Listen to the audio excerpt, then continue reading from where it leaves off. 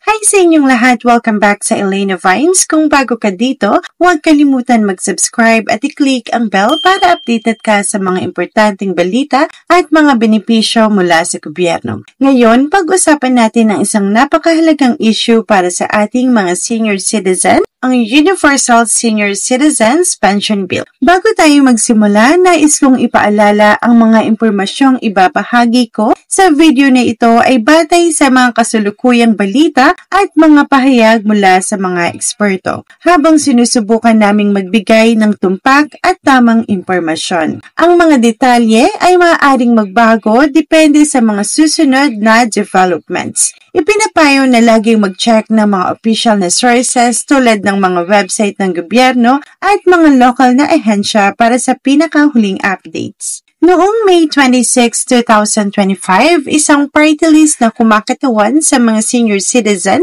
ang humiling kay Senate President Francis Escudero na ipasa ang Universal Senior Citizens Pension Bill sa plenaryo para sa huling pag-aproba. Pero bakit nga ba ito napakahalaga?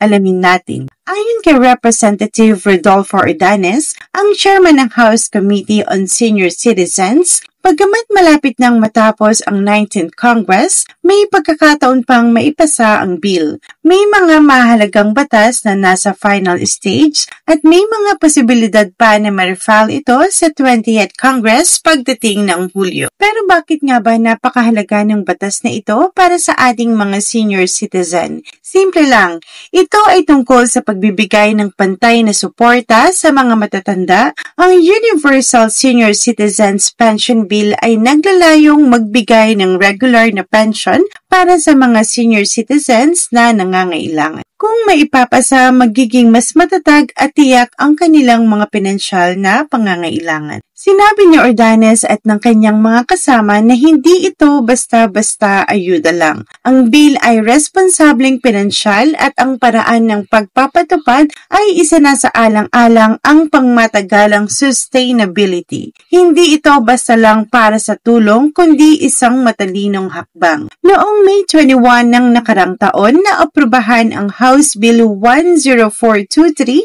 na naglalaman ng pension proposal at ipinasa agad ito sa Senado kinabukasan. Pero ano ang ibig sabihin nito para sa mga milyong-milyong senior citizens na umaasa sa tulong ng gobyerno? Kung maipasa, magiging malaking tulong ito lalo na para sa pinaka-nangangailangan. Inaasahan na bibigyan ito ng mataas na prioridad ng Senado bago matapos ang sesyon. Pero hindi lang pensyon ang kailangang pagtuunan ng pansin. Binanggit din ni Ordanes ang iba pang mahalagang issue tulad ng pang-aabuso sa matatanda at panlilinlang sa mga kanilang mga pinansyal na yaman. Sa kabila ng mga pagsisikap, marami pa rin ang mga senior citizens na pinagsasamantalahan at kadalasan hindi napaparusahan ang mga gumagawa nito. Dagdag pa ni Ordanes, kailangan din nating patuloy na subaybayan ang mga ahensya tulad ng PhilHealth at DSWD na may malaking papel sa mga serbisyo